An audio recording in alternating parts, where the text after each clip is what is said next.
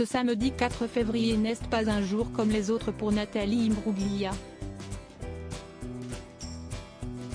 La célèbre chanteuse et actrice australienne fête son 48e anniversaire. L'occasion de s'intéresser à ce qu'elle est devenue depuis qu'elle s'est éloignée des projecteurs, en 2011.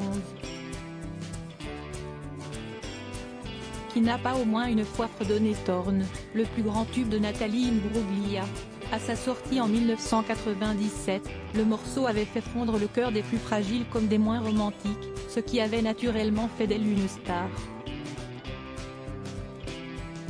Numéro 1 des charts en Belgique, au Danemark, au Canada, en Espagne, en Suède et numéro 2 dans tout le reste de l'Europe, il est entré au panthéon des ballades les plus cultes.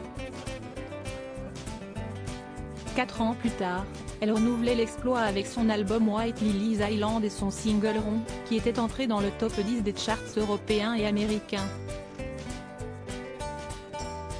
Le succès avait certes été moins important que son tout premier single, mais celui-ci s'était tout de même écoulé à plus d'1 million d'exemplaires. Mais après l'échec de son 4e album, Come to Life, en 2009, Nathalie Imbruglia a perdu de sa superbe. Comme beaucoup d'autres artistes en perte de vitesse, elle a alors accepté de devenir juge dans un télécrochet, en l'occurrence X Factor Australie. Une expérience qu'elle a renouvelée pour une 2e saison en 2011, malgré les critiques de certains qui la qualifiaient de diva. Mais depuis, l'ancienne vedette de la chanson se fait beaucoup plus discrète sur le devant de la scène.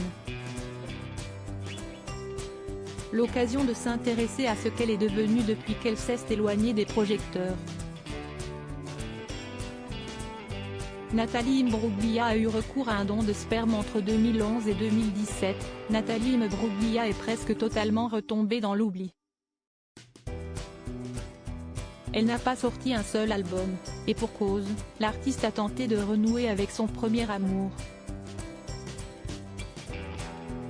Celle qui avait commencé sa carrière dans la série culte Neighbours avait confié en 2013 avoir mis sa carrière musicale entre parenthèses pour mieux se concentrer sur sa nouvelle vie, notamment en prenant des cours de comédie de manière assidue.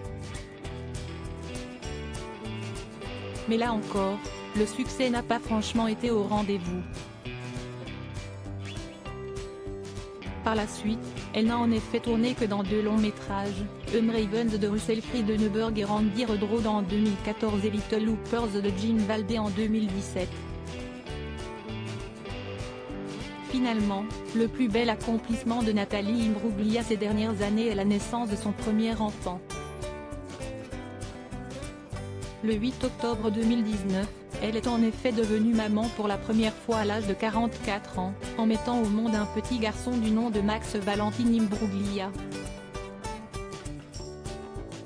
Si est-il sur Instagram qu'elle avait annoncé la bonne nouvelle en partageant une photo de son pouce pris dans la main de son bébé, dont le visage était dissimulé. Pour ce qui est du père, il est inconnu puisque la star a eu recours à un don de sperme.